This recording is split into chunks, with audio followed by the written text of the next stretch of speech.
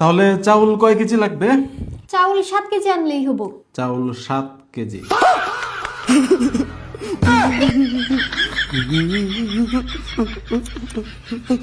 চাউল 7 কেজি আনার টাকা নেই আমার কাছে, বুঝছো?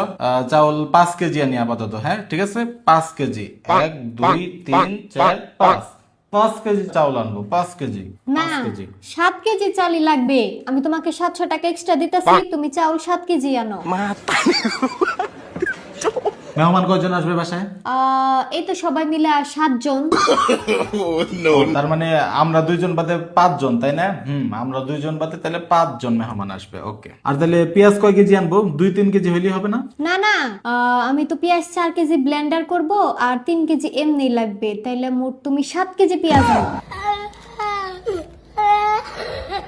শোনো, পেঁয়াজ বিক্রি হয় কেজি দরে, নয় পাল্লা হিসাবে। আর পাল্লা হিসাবে আনলে টাকা সাশ্রয় হয়। আর এক পাল্লায় কয় কেজি ধরে জানো? 5 কেজি। 5 কেজি। তাই পেঁয়াজ আমি এক পাল্লাই আনবো, মানে 5 কেজি। बात तो सही है। আচ্ছা শোনো, অনেক গরম পড়ছে, আসার সময় একটা 7 আপ নিয়ে এসো। मैं गाली नहीं दे सकता। नहीं गाली नहीं देना।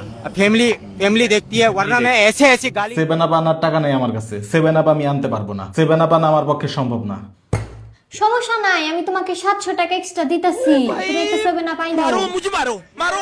একটা 7 আপের দাম 700 টাকা? হ্যাঁ তাহলে তুমি 7টা 7 আপ আইনো। শোনো, পাগলের মতো কথা বইলো না। আর মুদির দোকানের টাকা আজকে পরিশোধ করতে হবে। দেখা বলো মুদির দোকান কত টাকা পায়? ও মুদির দোকান পায় এই মাসে 7,777 টাকা। বাজারে যাবো না আজকে। ওই